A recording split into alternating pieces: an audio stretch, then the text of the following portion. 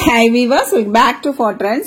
இன்னைக்கு traditional recipe ஒன்னு பார்க்க போறோம். ரொம்ப சிம்பிளா ஈஸியாவே பண்ணிடலாம். கோதுமை மாவு வச்சு பண்ணிருக்கேன். அங்க இந்த ரெசிபி எப்படி பண்றதுன்னு சட்டுன்னு பார்த்துடலாம்.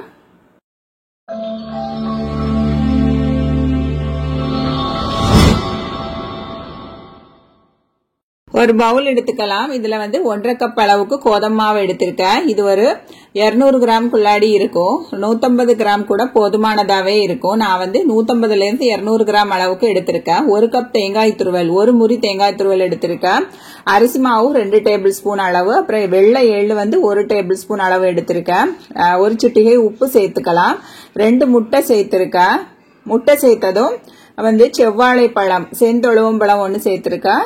சின்ன பழம், கதலி பழம் ஒன்னு சேர்த்திருக்கேன். நாட்டு சர்க்கரை வந்து இனிப்புக்கு தகுந்தவாறு சேர்த்துக்கலாம். நான் வந்து ஒரு 1/4 கப்புக்கு கொஞ்சம் கூட சேர்த்துக்கிட்டேன். எல்லாமே சேர்த்து நல்லா மிக்ஸ் பண்ணிக்கலாம். இப்போ வந்து சீனி ஒரு 2 டேபிள் ஸ்பூன் அளவுக்கு சேர்த்திருக்கேன். நாட்டு சர்க்கரை கூட சீனி சேர்த்தா கொஞ்சம் இனிப்பு தூக்கலா இருக்கும். சோ இது மாதிரி சேர்த்திருக்கேன். நல்லா மிக்ஸ் பண்ணிட்டு மாவு வந்து இந்த மாதிரி கன்சிஸ்டன்சில இருக்கணும்.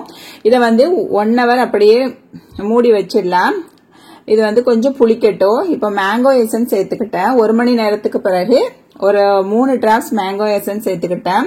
1 டீஸ்பூன் நெய் வந்து இதுல சேர்த்து நல்லா மிக்ஸ் பண்ணி கொடுத்துக்கலாம். மிக்ஸ் பண்ணிட்டு இப்போ ஒரு 10 நிமிஷம் அப்படியே விட்டுடலாம். இப்போ குழி பணியார கல் எடுத்திருக்கேன். இத வந்து எங்க ஊர்ல எல்லாம் முங்குளி பணியாரம்னு சொல்லுவாங்க.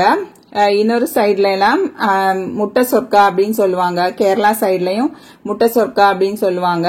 ஒவ்வொரு தடவை ஒவ்வொரு நேம் சொல்லுவாங்க. இந்த மாதிரி குழிப்பணியார சட்டியில வெத்தி பொரிச்சா ரொம்ப டேஸ்டாவே இருக்கும். இல்லனா நார்மலா நம்ம எண்ணெய் சட்டியில ஆயில் நல்லா சூடு பண்ணிட்டு கூட ஊத்தி எடுத்துக்கலாம்.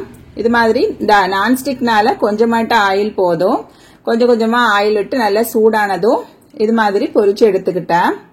ஃபர்ஸ்ட் வந்து ஊத்திட்டு லைட்டா பொரிஞ்சதும் பரட்டி கொடுத்துறணும். இந்த மாதிரி திருப்பி கொடுத்துட்டா அதுக்கப்புறம் வந்து நம்ம ரெண்டாவது பக்கம் வேகிறதுக்கு ஒரு 3 நிமிஷம் ஸ்லோ ஃப்ளேம்ல வச்சு எடுத்துடலாம்.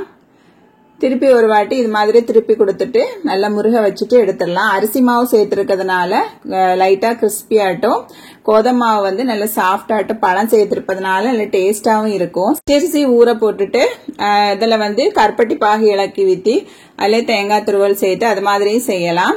இதுவும் பயங்கர டேஸ்டாவே இருக்கும். கண்டிப்பா செய்து பாருங்க.